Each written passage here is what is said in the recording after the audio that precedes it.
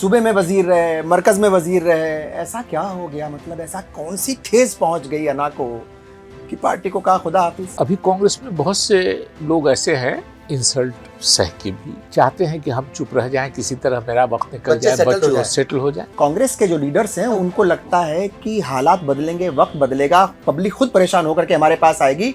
उम्मीदों और कयासों पर कांग्रेस के लीडर्स ज्यादा यकीन रखते हैं या उसके ऊपर ज्यादा भरोसा रखते हैं। डरपोक अच्छा लफ्ज नहीं है, मगर कभी कभी इस्तेमाल करना पड़ता है। अंग्रेजी में अच्छा लफ्ज है इनसिक्योर। जो बहुत अदब व एहतराम किसी का करते हैं तो वो अनकंफर्ट, बड़ों के बीच में बैठ करके अनकंफर्ट फील नहीं करेंगे, बल्कि वो तो ताकत समझेंगे बड़ों को अपनी कि ये मेरी ताकत है। मेरे से शायद वही गलती हो गई कि मैंने उनको बहुत रास्ते बताने की कोशिश की। अच्छा, तो इसलिए आपको बाहर का रास्ता दिखा दिया। जितने भी जाने वाले लोग हैं, कांग्रेस के बड़े सीनियर लीडर्स गए हैं, उन सब के जाने से वो ऐसा मतलब जो है वो जताने की कोशिश करते हैं, बताने की कोशिश करते हैं कि कोई फर्क नहीं पड़ रहा है, चले गए अच्छा हुआ। ये जो मेंटेलिटी है, आपको लगता है इससे निकलने की जरूरत है कांग्रेस को? और ये मेंटेलिटी बनी क्यों? जो मजबूत है वो जाए, कमजोर लोग रह जाए मेरे पास, कि उनको जब हम निकालें, उनके खिलाफ कोई हार्श एक्शन ले तो हमको नुकसान नहीं। ये बताइए, ओवैसी जो है वो कितना बड़ा खतरा है कांग्रेस के लिए?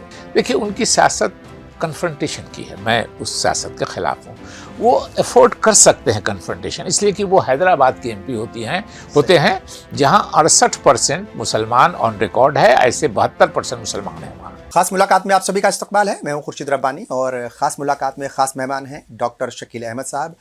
लंबे वक्त तक कांग्रेस में रहे, कांग्रेस के सीनियर लीडर रहे, कई सारी पोजीशंस जो है वो इन्होंने संभाली, और बिहार हुकूमत में वज़ीर रहे और फिर मरकज़ में भी वज़ीर रहे, और 2 महकमे अलग अलग वक्त में संभाले इन्होंने, और पार्टी के जनरल सेक्रेटरी रहे, स्पोक्स पर्सन भी रहे। बड़ी जिम्मेदारी के साथ एक मजबूत सिपाही के तौर पर कांग्रेस में लगातार रहे। मगर न जाने क्या हुआ, जैसे ही बिहार असेंबली इंतखाबात के रिजल्ट्स आने वाले थे, या फिर कहा जाए आखिरी फेज़ था, और आखिरी फेज़ का वक्त ख़त्म होने के बाद इन्होंने भी कहा कि अब कांग्रेस में मेरा वक्त ख़त्म हो गया, और अपना रिज़ाइन भेज दिया। डॉक्टर शकील अहमद साहब, आपका बहुत इस्तकबाल है। कैसे हैं आप? सब कुछ ठीक चल रहा था। वालिद साहब एक ज़माने में मतलब वो कितनी बार असेंबली के मेंबर रहे आज़ादी से पहले, और फिर आप भी 3 बार असेंबली में रहे, 2 बार पार्लियामेंट में रहे, सूबे में वजीर रहे, मरकज़ में वजीर रहे। ऐसा क्या हो गया? मतलब ऐसा कौन सी ठेस पहुंच गई अना को कि पार्टी को कहा खुदा हाफिज? हाँ, देखिए, इंसान की ज़िंदगी में ऐसे मौके आते हैं कभी कभी जो न चाहते हुए भी उसको फैसले लेने पड़ते हैं। मैंने जो रिजिग्नेशन का ख़त लिखा खरगे साहब को, उसकी पहली ही लाइन है कि मैं बहुत दुखी मन से पार्टी की सदस्यता से त्यागपत्र दे रहा हूँ। और उसमें कोई मेरी ज़ाती लालच नहीं थी, इसलिए कि मैंने 3 साल पहले, मैं तारीख बताता हूँ आपको, 16 अप्रैल 2023 को मैंने प्रेस कॉन्फ्रेंस करके अपने ज़िला में अनाउंस कर दिया कि मैं अब कभी चुनाव नहीं लड़ूंगा। मैंने अपने कोंग ज़िला के और जो पार्लियामेंट्री कॉन्स्टिट्यूंसी है उसके कांग्रेसीज़ को शुक्रिया अदा किया कि आप लोगों ने मुझे इतनी इज्जत दी कि कभी मेरे खिलाफ किसी ने टिकट के लिए अप्लाई तक नहीं किया। सबको मालूम था कि अगर कांग्रेस की सीट आएगी तो डॉक्टर शकील अहमद को मिलेगी, तो किसी कांग्रेसी ने अप्लाई भी नहीं किया टिकट के लिए। लेकिन फिर भी मैंने अनाउंस कर दिया कि मैं चुनाव नहीं लड़ूंगा। अभी कांग्रेस में बहुत से लोग ऐसे हैं हमारी पीढ़ी के जिनके बच्चे आ गए हैं कांग्रेस में, तो वो इंसल्ट सह के भी चाहते हैं कि हम चुप रह जाएं, किसी तरह मेरा वक्त निकल जाए, बच्चे सेटल हो जाए। आजकल पॉलिटिक्स करियर हो गया है, लेकिन मेरे बच्चों ने मुझको उससे भी फ्री कर दिया। मेरे 3 बच्चे हैं, तीनों दूसरे मुल्क में रहते हैं, सेटल हैं। उन्होंने कह दिया कि we are not interested in politics, we will not join politics. ऐसी खबरें उस वक्त आ रही थी कि कुछ बेटे को टिकट दिलवाना चाह रहे थे, शायद ये नाराजगी? नहीं, बेटे तो मेरे थे ही नहीं। मैं जो अनाउंस कर दिया कि बेटे मेरे नहीं लड़ेंगे, स्पेकुलेशन इधर उधर मीडिया में चल रहा था, तो मैंने कहा कि नहीं, क्लियर कर दिया था कि नहीं लड़ेंगे, कि मैं नहीं लड़ूंगा, मेरे बच्चे नहीं लड़ेंगे। लेकिन तब क्यों है, तो थोड़ी सी इज्जत दीजिए। सही, मैं कांग्रेस का बिहार का प्रेसिडेंट रहा हूँ। मैं 3 ही आदमी अभी बिहार में हैं जो फॉर्मर जनरल सेक्रेटरी हैं कांग्रेस के। मैं, उससे थोड़ा सीनियर तारिक अनवर, उनसे थोड़ी सीनियर मीरा कुमार जी, चौथा कोई नहीं है बिहार। तो जाहिर है कि और नहीं, छोड़ दिए, मैं बिहार का कांग्रेस प्रेसिडेंट था, नेशनल जनरल सेक्रेटरी था। मैंने एक दिन राहुल गांधी जी को कहा कि मैं नेशनल जनरल सेक्रेटरी हो गया, यहाँ से ऊपर कोई पोस्ट नहीं है मेरे लिए, अब यहाँ से नीचे ही जाना है। उससे ऊपर एक प्रेसिडेंट का पोस्ट होता है, वो वाइस प्रेसिडेंट थे। हमका वाइस प्रेसिडेंट का पोस्ट हम लोगों ने आपके लिए क्रिएट किया। मैं भी उस वर्किंग कमेटी में था जयपुर में, जिसमें उनको वाइस प्रेसिडेंट बनाया गया था 2013 में जो हुई थी। हाँ, हम कहा कि जैसे आप होइएगा प्रेसिडेंट, ये पोस्ट एबॉलिश हो जाएगा। एक्चुअली वही हुआ। तो एक बात सही है कि, लेकिन मैं स्पोक्स पर्सन 12 साल रहा, और आपको ऑन रिकॉर्ड कहता हूँ कि मैं शायद 90% मैं श्योर हूँ कि शायद मैं हिंदुस्तान का पहला आदमी हूँ, सियासतदान हूँ, जिसको मिनिस्टर रहते हुए किसी पार्टी ने अपना स्पोक्स पर्सन बनाया। स्पोक्स पर्सन उसके बाद बहुत से मिनिस्टर बने हैं, लेकिन आपके शुरुआत 2007 में, जबकि मैं अपने मधुबनी में था, मीडिया के लोगों ने मुझको फ़ोन किया यहाँ से कि बधाई हो, आपको स्पोक्स पर्सन बनाया है। तो मैंने मजाक में पूछा कि भाई मिनिस्ट्री से हटा दिया क्या? मिनिस्ट्री चली गई। तो और उस आदमी को, जिस कंस्टिट्यूंसी से मैं MP रहा 2 बार, 3 बार MLA रहा, उसी से बिहार कांग्रेस का प्रेसिडेंट रहा, आपने 2 सीट मिली कांग्रेस को, 4 तो अलायंस पार्टनर्स को गई। दोनों पर मुझसे किसी पार्टी के आदमी ने बात नहीं की, और ये बगैर राहुल गांधी के इंस्ट्रक्शन के नहीं हो सकता है। राहुल गांधी जी का एक इंस्ट्रक्शन है कि जितने सीनियर लोग हैं, जो उनसे पहले नेता हों, उनको कमजोर करो, उनको साइडलाइन, बिल्कुल एकदम अनकंफर्ट फील करते हैं खुद को राहुल गांधी, जो सीनियर लोग हैं उनके बीच। उनके साथ उनकी अपब्रिंगिंग, मुझको लगता है कि ये जो तरबियत है, जिसको हिंदी में एक बड़ा अच्छा लफ्ज़ है संस्कार, कि आपके जो अपब्रिंगिंग है, वो इतने कल्चर्ड और सिविलाइज्ड हैं कि अपने उम्र से ज़्यादा बड़े लोगों के साथ बैठने में वो अनकंफर्टेबल फील करते हैं। हिंदी में एक लफ्ज़ है असहज, असहज महसूस उनको जो बॉस वाली फीलिंग, उनको कह दिया गया कि कांग्रेस के आप बॉस हैं, आप सबसे बड़ी ताकत आप हैं, और आप जो कहिएगा वही होगा। तो उनको ऐसे लोग, अब राहुल गांधी जी ने जिस दिन अपना पहला चुनाव जीता, उस दिन मैंने अपना 5वां चुनाव जीता। मैं उनके MP MLA होने के 19 साल पहले MP MLA हो गया। तो अगर मैं कहता हूं कि हुजूर मैं आपकी वजह से नेता बना, तो ये सिर्फ मेरा इंसल्ट नहीं है, ये राहुल गांधी का भी इंसल्ट है कि बेवकूफ़ बना रहे हैं आप। लेकिन उनको सीनियर के साथ बैठने में, और वो एक प्लानिंग के साथ आए हैं। मीडिया वालों ने, माफ़ कीजिएगा बुरा लगेगा आप लोगों को, मीडिया वालों ने जो इमेज बनाई है राहुल गांधी की, वो के पप्पू की और फला की, तो मीडिया का मेरा ख्याल का रोल नहीं है उसमें। नहीं, मीडिया का उसमें क्या है कि एक पूरा एक सिस्टम था जिसने काम किया। एक बीजेपी के नेता थे जो बाद में कांग्रेस में आ गए, उन्होंने नाम दिया था, उसको आगे बढ़ाया गया। वो सही है, लेकिन उसको मीडिया ने हाईलाइट किया। मेरी वो ये है, राहुल गांधी जी सोच समझ के और प्लानिंग के तहत काम करते हैं। उनकी सोच है कि मुझसे पहले जो कांग्रेस का नेता हो गया, वो मुझको नेता नहीं मानेगा। अच्छा, मैं छोटी सी चीज़ यहाँ पर जानना चाहूँगा। आपने कहा बहुत सोच समझ करके काम करते हैं। पानी में अचानक कूद जाना, ये क्या सोच समझ करके किया? पार्लियामेंट में बैठे हैं, किसी की तरफ आंख मार दी, क्या ये सोच समझ करके किया? प्राइम मिनिस्टर के गले जाकर के पढ़ना ही कहा उसको लोगों ने कि प्राइम मिनिस्टर के गले पड़े हैं, जाकर के गले मिले नहीं हैं। तो कुछ चीजें ऐसी कर देते हैं कि जो एक सीनियर आदमी नहीं करता या कर सकता। पानी में कूदने का तो वो था, पानी में वो किसके साथ कूदे थे? वो मछली पकड़ रहे थे कमर भर पानी में। और अभी बिहार इलेक्शन में भी जो है वो उसी इलेक्शन की बात कर रहे हैं। और आपको एक और मजेदार बात बताएंगे, मुझको बोलना चाहिए या नहीं, वो सन ऑफ मल्लाह जो कहते हैं अपने को, वो डिप्टी चीफ मिनिस्टर होने वाले थे हमारे यहाँ, मुकेश सहनी जी साथ में थे। और मछली पकड़ने के बाद तो ये आइडेंटिफाई, उस वक्त तक वो पिछड़ा आदिवासी दलित ही का जोर पकड़े हुए थे। बिहार रिजल्ट के बाद कुछ कम हुआ है, तो अच्छी बात है, उस सेक्शन को मदद करनी चाहिए, लेकिन उसको आप जोर जोर से बोल के वोट के लिए सिर्फ इस्तेमाल करने की कोशिश कर रहे हैं।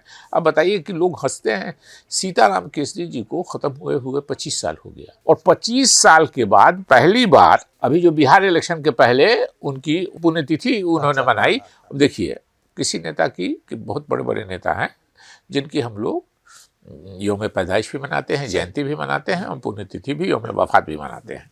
लेकिन अगर एक मनाना है तो मनाते हैं जयंती। लेकिन 25 साल में पहली बार याद आई तो उन्होंने मनाए उनकी पुण्यतिथि, इसलिए कि बिहार इलेक्शन था। सही।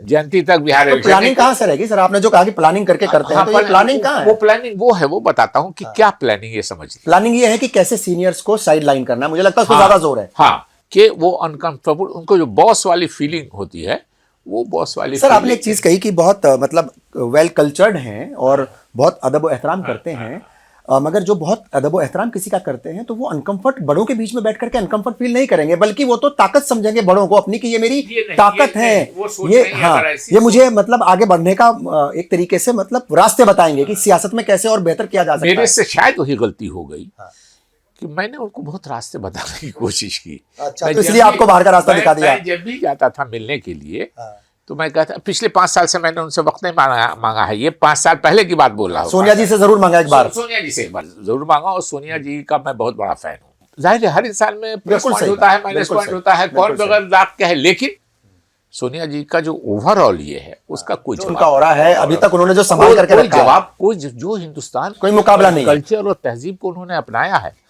तो मैं राहुल जी को कहता था कि सॉफ्ट हिंदुइज्म नहीं होनी चाहिए, बीजेपी तो शुद्ध घी की दुकान खोले हुई है, तो हम लोग सॉफ्ट हिंदुइज्म करके क्या करेंगे, सही नकली घी नहीं चलेगा। हाँ, हम सेकुलरिज्म पे हैं। हम कहते थे कि मंदिर में जाना बंद नहीं कीजिए, इलेक्शन के वक्त में रोज जा रहे हैं और इलेक्शन के 6 महीने के बाद है कोई चर्चा नहीं है। तो ये सब बात बताता हूँ। उन्होंने एक बार ज़माने में आप लोगों को याद होगा, वो हाथ के बारे में, बहुत हाथ के सिंबल के बारे में बोलते, उसमें एक बार उन्होंने कह दिया इस्लामिक एक बड़ी शख्सियत के फ़ोटो के बारे में, जिस ज़माने में फ़ोटो होता नहीं था।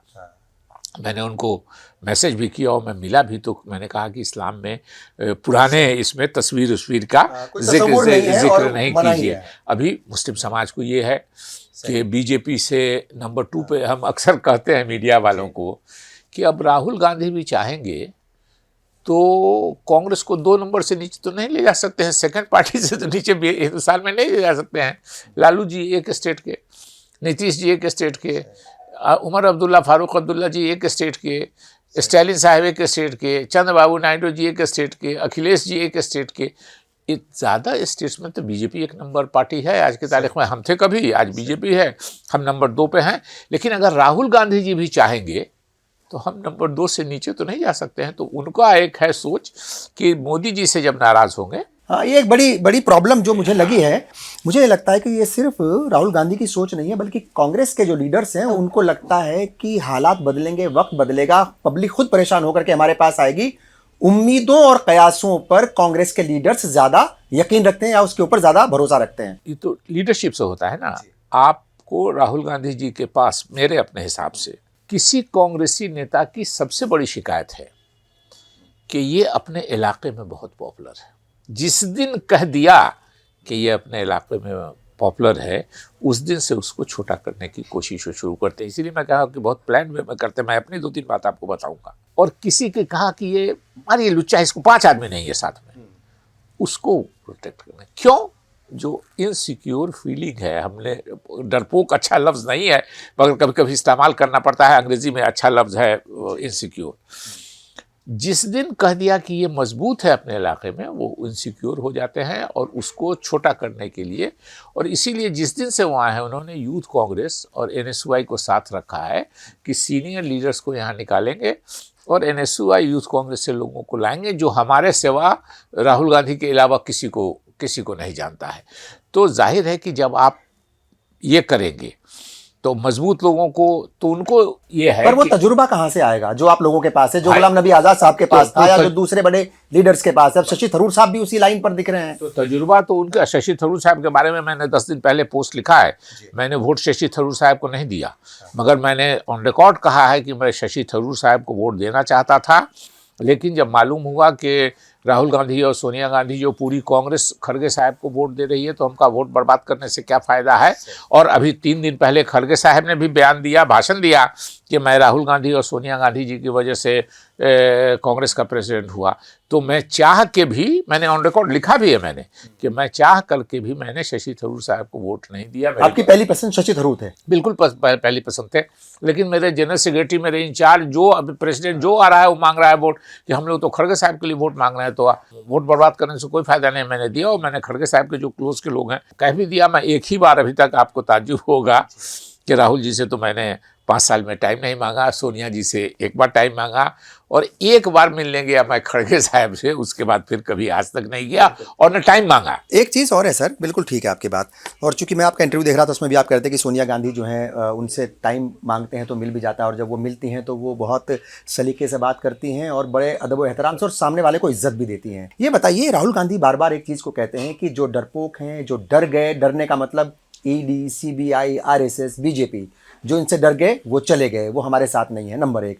दूसरी बात, जितने भी जाने वाले लोग हैं, कांग्रेस के बड़े सीनियर लीडर्स गए हैं, चाहे उनमें आप हो, चाहे गुलाम नबी आज़ाद हो, और भी बहुत सारे नाम, एक लंबी फहरिस्त और कई लोगों की लाइन लगी हुई है जाने वालों की। उन सब के जाने से वो ऐसा मतलब जो है वो जताने की कोशिश करते हैं, बताने की कोशिश करते हैं कि कोई फर्क नहीं पड़ रहा है, चले गए अच्छा हुआ। ये जो मेंटेलिटी है, आपको लगता है इससे निकलने की जरूरत है कांग्रेस को, और ये मेंटेलिटी बनी क्यों? देखिए, इस वो मेंटेलिटी उन्हीं की यही मेंटेलिटी है कि जो मजबूत है वो जाए, कमज़ोर लोग रह जाए मेरे पास, कि उनको जब हम निकालें, उनके खिलाफ कोई हार्श एक्शन ले तो हमको नुकसान नहीं। तो इसलिए वो बिल्कुल वो, बल्कि वो खुश होते होंगे जो लोग जा रहे हैं छोड़ करके, कि हमारी जो पॉलिसी थी वो सक्सेसफुल हो रही है।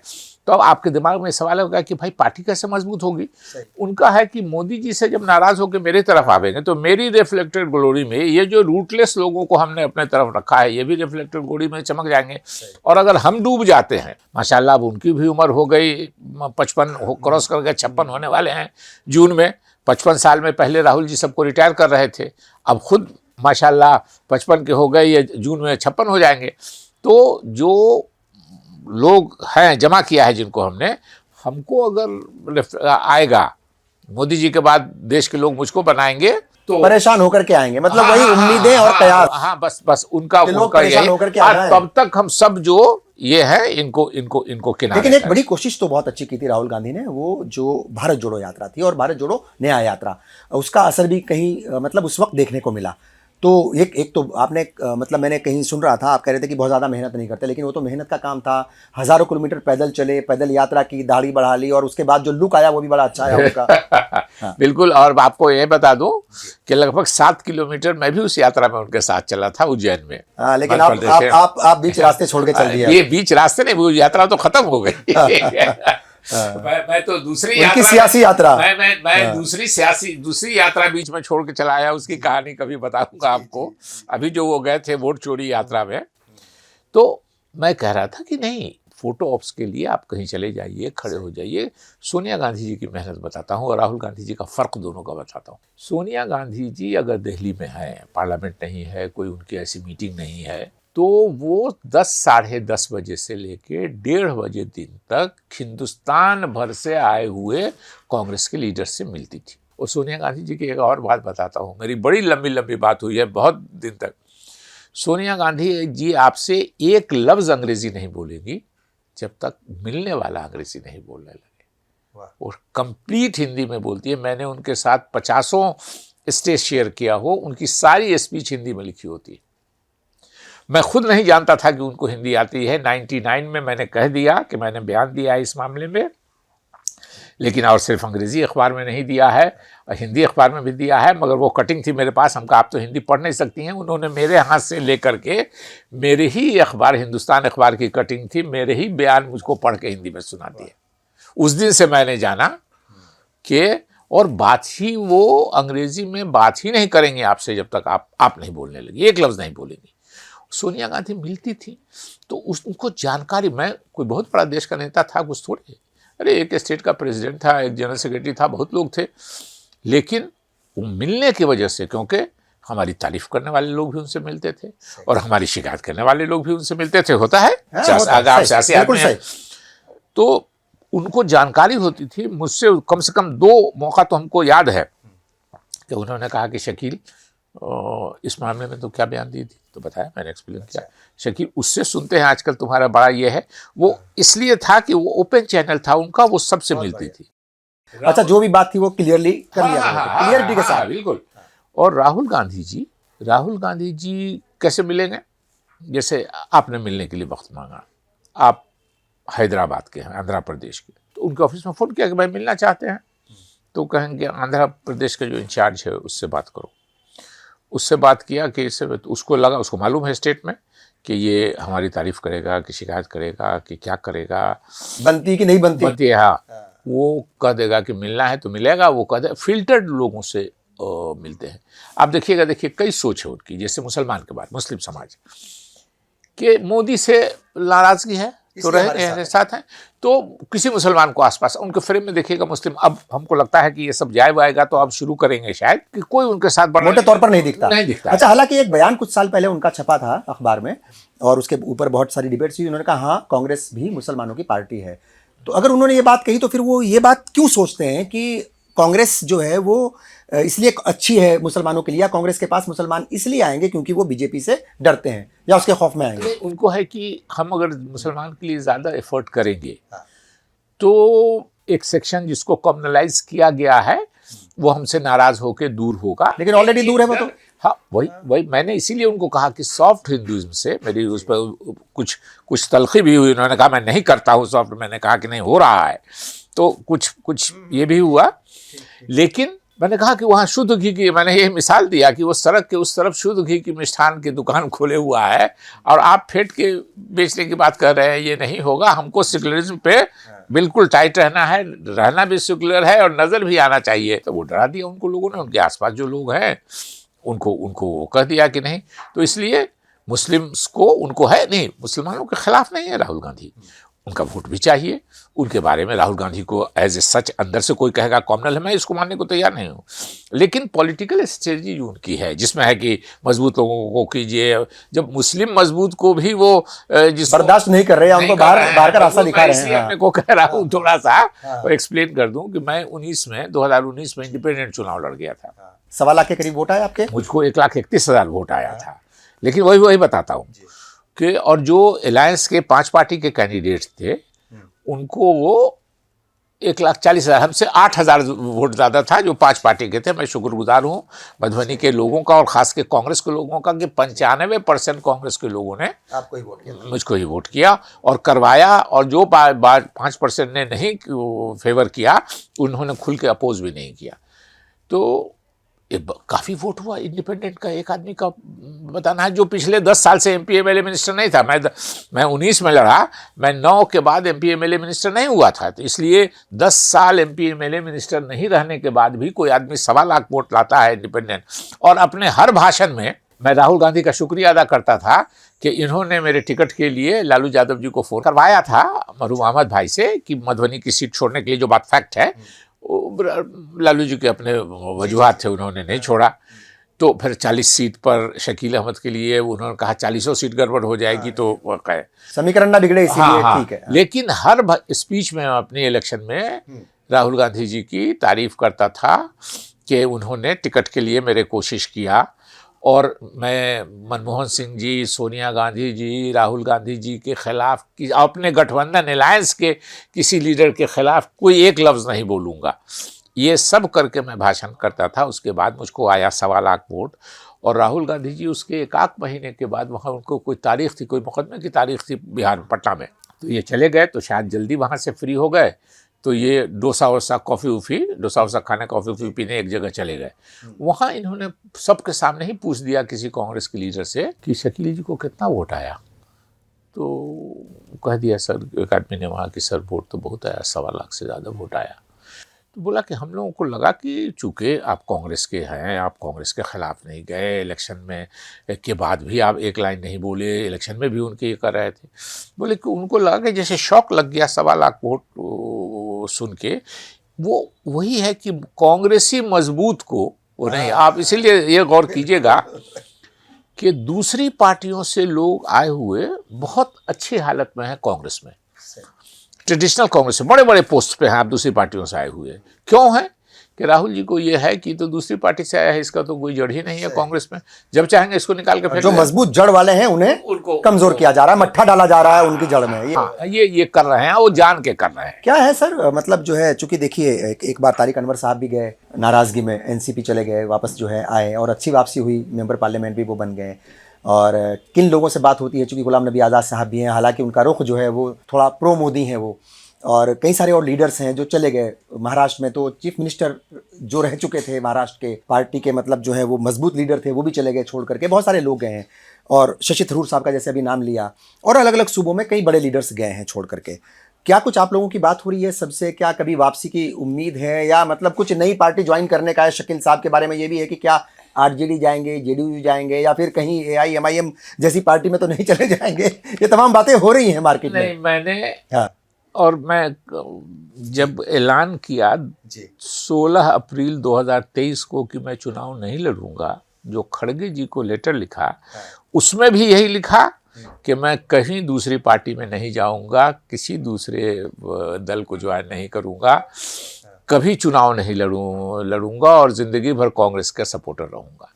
ये 23 में मैंने लिखा, और 25 के 11 नवंबर को जिस दिन मैंने पार्टी से रिजाइन किया है उस दिन भी यही बात कही, और अभी भी लगभग मैं रोज़ हर 2 दिन के बाद लिख देता हूँ कि मैं कभी किसी दूसरी पार्टी में नहीं जाऊँगा। किसी ने पूछा बीजेपी में, बहुत से मुस्लिम जा, हम कहा घर में नींद सोना है ना रात में, मैं बीजेपी में जाऊँगा तो मुझको नींद नहीं आएगी रात, मैं सो नहीं पाऊंगा कि अपनी ज़मीर के साथ सौदा कर लिया, अपने समाज को जो रोज़ गाली दे रहे हैं। नहीं, लेकिन आप जाने का सवाल तो बाद में है, क्या बीजेपी लेने के लिए तैयार है मुसलमानों को? सबसे बड़ी बात तो ये है क्योंकि खुद वहाँ पे जो लीडर्स हैं बीजेपी के अंदर, चाहे शहनवाज हुसैन साहब हों, चाहे मुख्तार अब्बास नकवी हों, और सैयद जफर इस्लाम भी हैं, और कई सारे लीडर्स हैं, तो उनको भी कोई बहुत ज़्यादा ना तो मौके, कहीं लगता है कि कोई मौके मिल रहे हैं, उनको भी साइडलाइन किया जा रहा है, तो वो बाहर के लोगों को क्यों लेंगे फिर? ये बात बिल्कुल आपने सही कही कि उनके यहाँ भी रियलाइजेशन हुआ है। वोट मुसलमान का लेने में उनको कोई आपत्ति नहीं, मुस्लिम वोट लेने में बीजेपी को कोई एतराज़ नहीं है। मुस्लिम फेस अब पहले तो थे, अट्रैक्ट करते थे, उनके जितने बड़े लीडर थे, वो आरिफ क्या नाम था उनका, जो दिल्ली थे, आरिफ बेग साहब ने, दिल्ली के जो बड़े लीडर थे, बख्श साहब, सिकंदर बख्श साहब, शहनवाज साहब, मुख्तार अब्बास नकवी, शहनवाज साहब, तो हमारे लोग के साथ ही साथ हमारा टीवी पर 20 डिबेट होगा, हम तीनों डिबेट कर रहे हैं। लेकिन उनको अब रियलाइज हुआ कि ये मुस्लिम फेस है, मुस्लिम फेस करने से एक सेक्शन जिसको हम खुश कर रहे हैं एंटी मुस्लिम, वो नाराज हो जाएगा, तो उनको उन्होंने साइड लाइन किया है, उसमें कहीं कोई दो राय नहीं है। लेकिन उनको मुस्लिम वोट नहीं चाहिए, ऐसा नहीं, वो मुस्लिम मोर्चा रखे हुए हैं, लोगों को ये कर, वो बड़ा फेस नहीं चाहते हैं, ये बात सच्चाई है। मैं नीतीश कुमार जी का बड़ा फैन हूँ, बहुत, उसमें कहीं कोई दो राय नहीं। एक चीज़ और, आपने कहा फैन है, इसी से कनेक्टेड सवाल ये है कि अगर नीतीश कुमार इंडिया ब्लॉक का हिस्सा होते, वो बाहर नहीं गए हुए तो, और वो शायद वो भी ह्यूमिलेट हुए राहुल गांधी से, वही तमाम बातें, अगर वो होते, जो तस्वीर है वो कुछ और होती आज हिंदुस्तान की पॉलिटिक्स की। देखिए, कहना ये हाइपोथेटिकल क्वेश्चन है, कहना बहुत मुश्किल है, लेकिन नीतीश जी की अपनी एक है। नीतीश जी को मैंने कहा जब हमारे साथ थे वो, कि नीतीश जी मैं आपका समर्थक तो नहीं हूँ, मगर आपका प्रशंसक हूँ। हिंदी का लफ्ज़ है समर्थक, मतलब सपोर्टर, और प्रशंसक मतलब एडमायरर, मतलब आपका मदाह, बहुत पसंद करते हैं उन्हें। हाँ, वो तो हंसने लगे, थोड़ा देखने लगे मेरी तरफ। तो मैंने कहा कि अगर सपोर्टर होता, समर्थक होता, तो आपकी पार्टी में रहता। प्रशंसक इसलिए हूँ कि बीजेपी से अलायंस रख के भी आपने मुसलमानों के साथ जो सलूक किया है वो ऐसा है कि जिसको हम लोग उम्मीद नहीं करते थे। हमने कहा कि कम्युनलिज्म बीजेपी से हम लोग इसलिए परेशानी है, और दंगा होना चाहिए। आपने बीजेपी को साथ तो रखा, लेकिन बिहार के एडमिनिस्ट्रेशन को, हर जिले के कलेक्टर एसपी को आपने कहा कि हम सब कुछ बर्दाश्त करेंगे, दंगा नहीं बर्दाश्त करेंगे। मुसलमान सबसे चाहता है कि दंगा नहीं हो, या माइनॉरिटी जो भी रहेगी वो चाहेगी कि अमन चैन रहे, तो हम कुछ करके जिंदा रह लेंगे। मैंने कहा कि 3-4 दंगा तो मैंने आपसे फ़ोन पर बात करके रुकवाया है, तो जाहिर है कि मैं आपका प्रशंसक इस मामले में। और यही मैंने कहा एक मीटिंग में, यहाँ कांग्रेस की मीटिंग हो रही थी, कि नीतीश जी जाने का हल्ला हो गया है, रोकिए उनको, कैसे भी करके रोक लीजिए। वो तो चले गए 1 महीने के बाद, लेकिन उस दिन के बाद मेरी पार्टी ने मुझको कभी दिल्ली की किसी इंपॉर्टेंट बैठक में मुझसे जूनियर लोगों को बुलाया। नीतीश जी को तो छोड़िए, आपको ही नहीं रोक पाए वो है। सही है। ये जो हालात इस वक्त मुल्क के, और देखिए हर रोज़ कहीं ना कहीं से ये खबर आती है, और एक दो नहीं बल्कि कई सारी खबरें आती हैं कि माइनॉरिटी, ख़ास तौर से मुसलमान, दूसरे नंबर पर ईसाई, उन्हें परेशान किया जा रहा है। कहीं दाढ़ी टोपी वाले को रोका टोका जा रहा है, कहीं कानून बनाए जा रहे हैं, कहीं यूसीसी है, कहीं दरगाहें, मस्जिद, मदरसे, सबको टारगेट पर लिया गया है। ये जो माहौल बन चुका है, माहौल तो ये है, आप भी जानते होंगे। मैं जानना चाहता हूँ कि ये क्या कुछ रास्ते भी हैं इससे बाहर निकलने के? क्या आपको ऐसी उम्मीद है कि एक बार फिर हवा बदले की फिज़ा जो है वो बेहतर हो जाएगी, ये माहौल जो है ये बेहतर होगा? कुछ उम्मीद है और कुछ रास्ते हैं, आपको लगता है? हाँ, मुझको लगता है कि ये है, नाउम्मीदी नहीं होनी चाहिए। नाउम्मीदी कहता है कुफ्र है। हर चीज़ का वक्त होता है।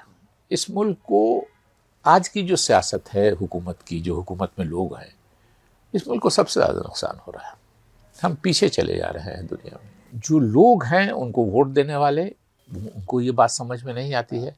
आप अभी कहीं तकरीर कीजिए कि मुल्क में एक होकर रहना चाहिए सबको, सारे लोग ताली बजने लगेंगे। मुल्क में कहिए कि दंगा कौन कराना चाहता है, तो सारे लोग समझ जाएंगे कि आप किस पार्टी की बात कर रहे हैं। इसका लोगों को धीरे धीरे हो सकता है हम लोगों की ज़िंदगी गुजर जाए, वक्त लगे, लेकिन आज न कल हिंदुस्तान के लोगों को लगेगा कि जो हुकूमत हमारे नाम पर हमारे एक सेक्शन की भलाई कर रही है, घर का गार्जियन, मैं बिल्कुल साफ मानता हूँ कि वही सबसे अच्छा है जो घर के तमाम अफराद को एक साथ मिला के लेके चलता है, तो वो ख़ानदान, वो घर ज़्यादा चलता है। अगर घर का गार्जियन ही, हुकूमत गार्जियन होती है, अगर घर का गार्जियन ही घर के अलग अलग लोगों को लड़ाने की कोशिश करने लगे तो वो घर का गार्जियन नहीं हो सकता, वो घर का दुश्मन है। तो ये बात हिंदुस्तान के लोग रियलाइज़ करेंगे, लेकिन आज तो हम फेस कर रहे हैं। हो सकता है ये रियलाइजेशन होते होते हमारी उम्र ख़त्म हो जाए, लेकिन जनरेशन तो हमारा आज का फेस कर रहा है ये परेशानी, ये लिंचिंग की बात, ये डिस्क्रिमिनेशन की बात, ये नफ़रत हमारे ख़िलाफ़ खुल के बोल रहे हैं, गाली दे रहे हैं लोग, इनके ख़िलाफ़ कोई एक्शन नहीं हो रहा है। अब भला बताइए कि देख रहे हैं कि सड़कों पे है वो तरीक़ा है, मजहबी जुलूस जा रहा है, ये कर रहा है।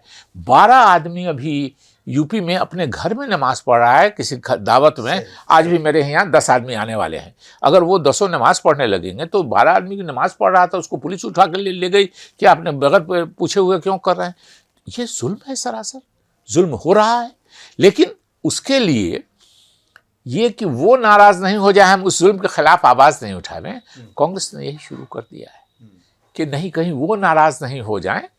तो अब तो आप कांग्रेस में नहीं हैं, तो क्या ऐसा नहीं हो सकता कि आप जो हैं वो बैठे हैं किस दिन गुलाम नबी आज़ाद साहब के पास, आप राशिद अल्वी को लेकर के बैठे हैं, आप शशि थरूर साहब से बात करें, आप बीजेपी के शाहनवाज हुसैन के पास जाएं, आप नकवी साहब के पास जाएं और कहें कि हम 10 लोग जो कभी मतलब एक अच्छा काम जिन्होंने किया इस मुल्क के लिए, इस मुल्क की भलाई के लिए, हम 10 लोग मिल करके प्राइम मिनिस्टर से टाइम मांगते हैं और कहते हैं कि हमारे मन की ये बात है, हमें ये परेशानी दिख रही है, ये इस वक्त लोगों के सामने ये हालात है, ख़ासतौर से माइनॉरिटी के, और उसमें कुछ गैर मुस्लिम भी रखें, और जाए प्राइम मिनिस्टर से टाइम लें और कहें कि नहीं, आप जो हैं हर सूबे को कहो कि नहीं ये ना हो।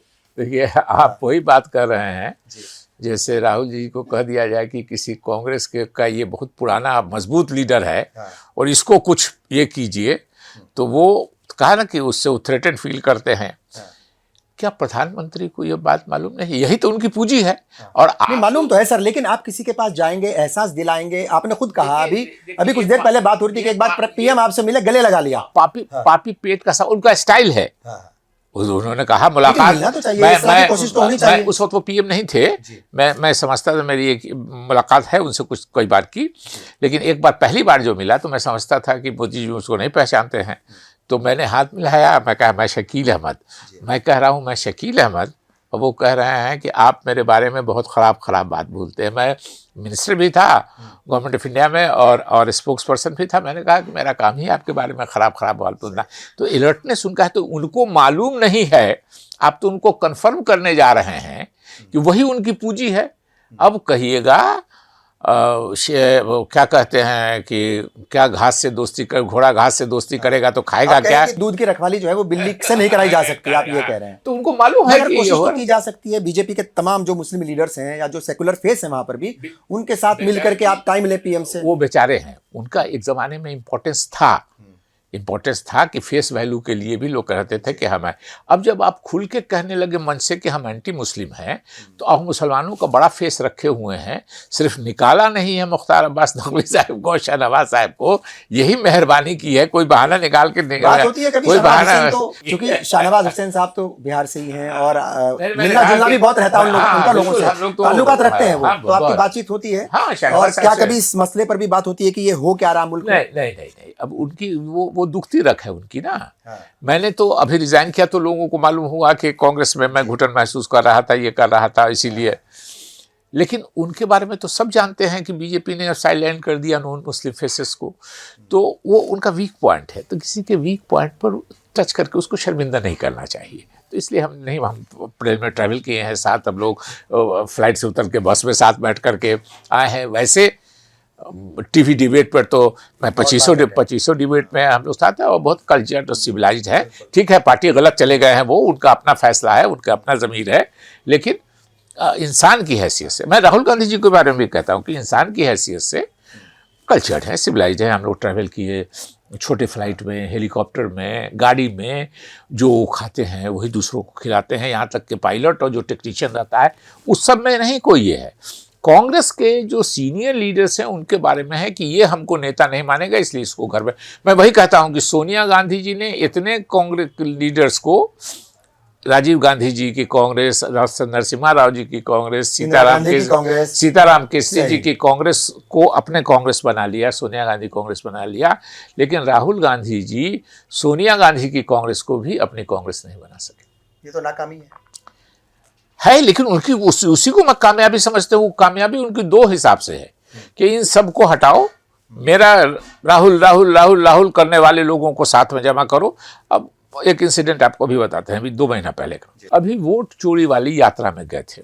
अब देखिए, मैंने ये 26 अगस्त को गए थे, मैंने 24 अगस्त को अपने डिस्ट्रिक्ट हेडक्वार्टर में प्रेस कॉन्फ्रेंस की, इन्हीं के प्रोग्राम के लिए। इत्तेफाक से प्रियंका जी भी थी वहाँ, तेजस्वी यादव थे साथ में। लेकिन आपको ताज्जुब होगा कि लोगों ने मुझको उस मीटिंग में इनवाइट तक नहीं किया, और जिसका नतीजा हुआ कि राहुल गांधी जब डिस्ट्रिक्ट में इन किए उसके 3 घंटा पहले हम निकल के डिस्ट्रिक्ट से वापस चले गए। अब हम लोगों की तो ये स्थिति, हालत नहीं ना है कि हम लोग राहुल गांधी के गाड़ी के पीछे राहुल गांधी जिंदाबाद, राहुल गांधी जिंदाबाद करके घूमे, ये तो नहीं कर सकते हैं। तो हम चले गए 3 घंटा पहले, उनके आने के पहले हम डिस्ट्रिक्ट से निकल के पटना चले आए। नहीं क्या मैं उनकी मीटिंग में, मैं अनइन्वाइटेड नहीं जाऊँगा। तो ये सोच है कि सब जो है मेरे गाड़ी के नीचे जिंदाबाद जिंदाबाद करे। दिग्विजय सिंह जी बेचारे को गांधी मैदान में हमको लोगों ने किस्सा सुनाया कि उनका क्या हाल हुआ।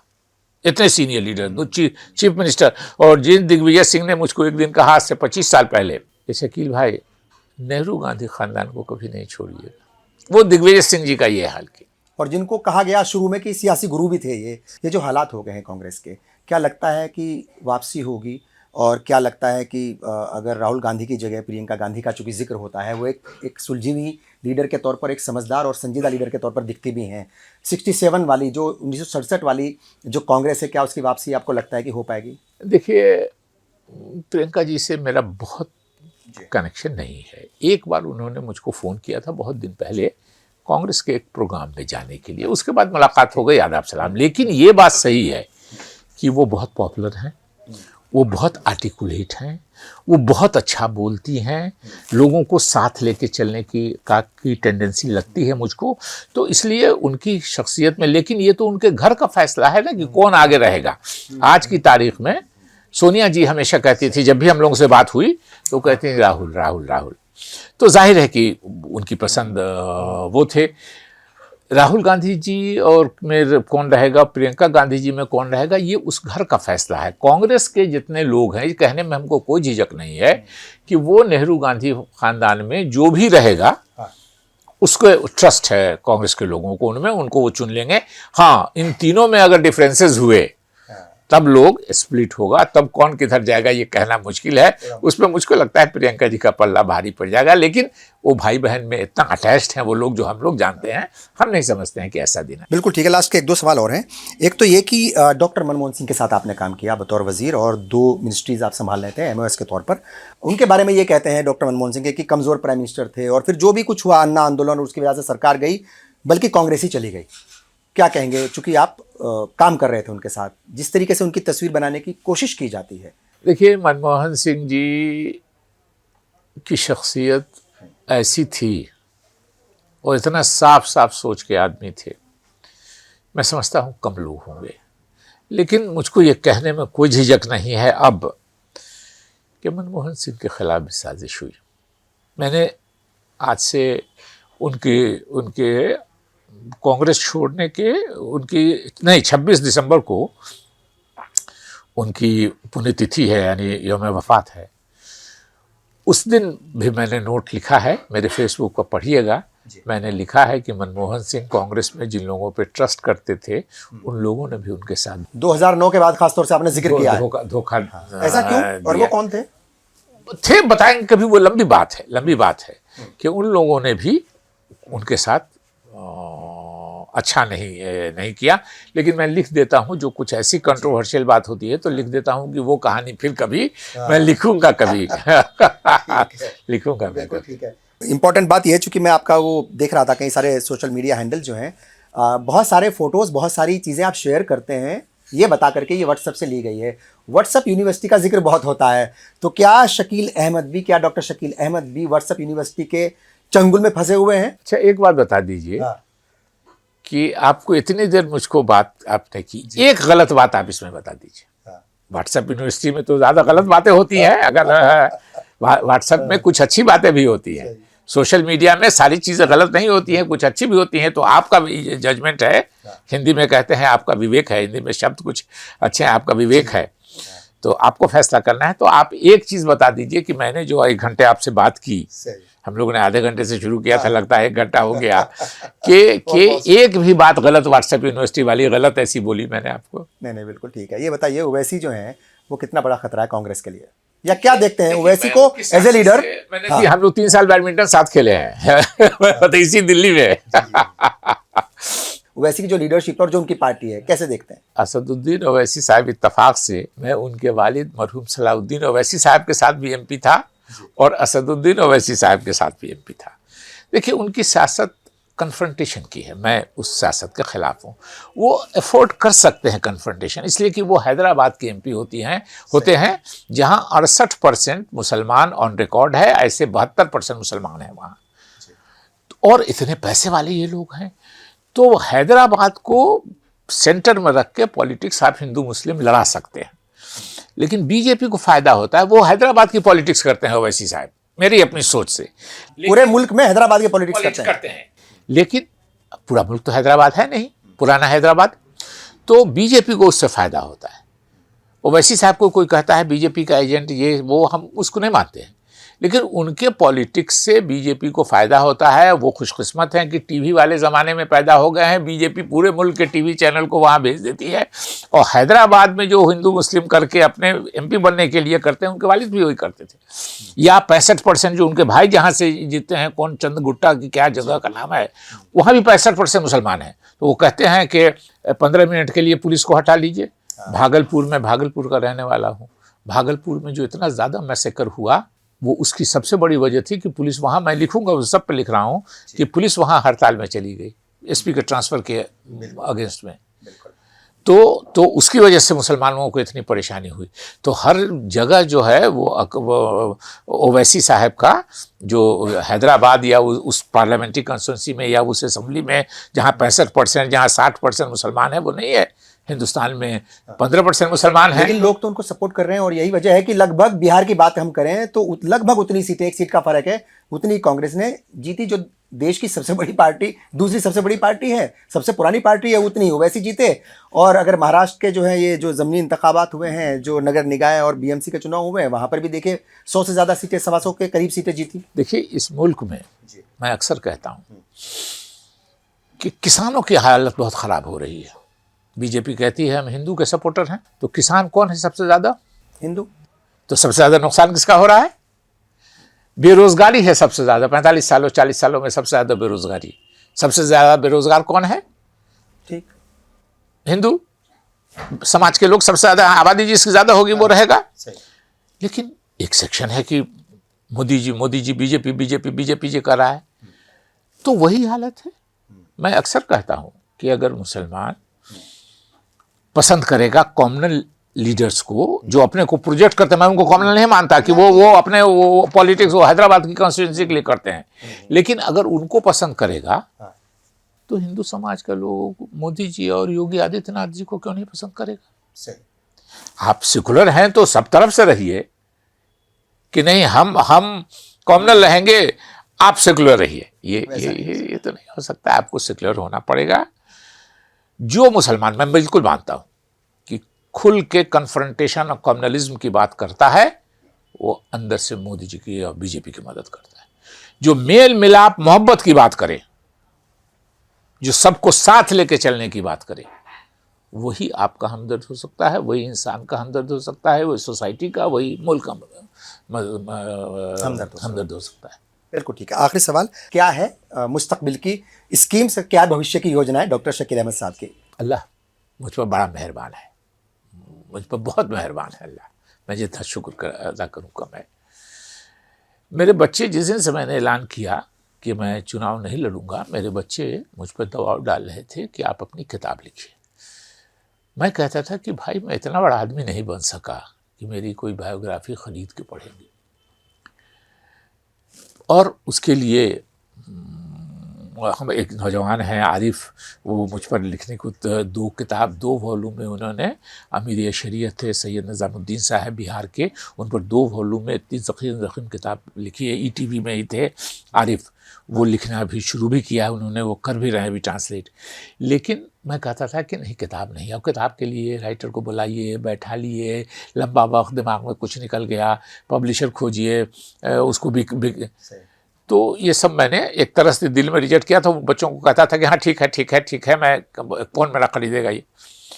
लेकिन पार्टी छोड़ने के बाद जो मैंने फेसबुक पर पोस्ट लिखना शुरू किया, तो देखा कि भयंकर रिस्पॉन्स है, वेल विचारा, खाली तारीफ और खाली अच्छी बात। और ये होता कि हिंदू समाज के लोग ही खाली कर रहे हैं कि कांग्रेस के ये है, 90% मुस्लिम समाज के लोग हैं जो मुझको जानते हैं, जो मुझको ये करते हैं। तो मुझको एक दिमाग में आ गया कि ये तो मैं रोज़ छोटा छोटा लिखता रहूँगा, 2 पेज 4 पेज का, ये मेरी बायोग्राफी हो जाएगी। तो ये है। तो अब मुझको अब एक पोस्ट मैंने कल लिखा है, और मेरे ख़ानदान ही का लिखा है, कल लिखूंगा मैं किसी बात सियासत पे। तो अब बेचैनी हो जाती है मुझको कि अगला पोस्ट तो ये मेरी किताब का एक ये हो गया, शुरुआत हो चुकी है। हाँ, शुरुआत हो चुकी है। और फिर आपके चैनल पे किताब के साथ जब किताब आ जाएगी, नहीं, मुंसिफ टीवी बहुत जिम्मेदार, बहुत दिनों से मैं स्पोक्स पर्सन में, तो 12 साल नेशनल स्पोक्स पर्सन रहा कांग्रेस का, अपोजिशन में भी और रूलिंग में भी। और जिम्मेदारी के साथ कहता हूँ फिर कि कोई दूसरी पार्टी नहीं ज्वाइन करूँगा, और कांग्रेस का हिमायती आखिरी वक्त तक रहूँगा। हमसे बात की बहुत बहुत शुक्रिया, और आपकी किताब का इंतजार मुझे भी और तमाम लोगों को भी रहेगा। तो ये थे शकील साहब। फिलहाल इस प्रोग्राम को यहीं ख़त्म करते हैं।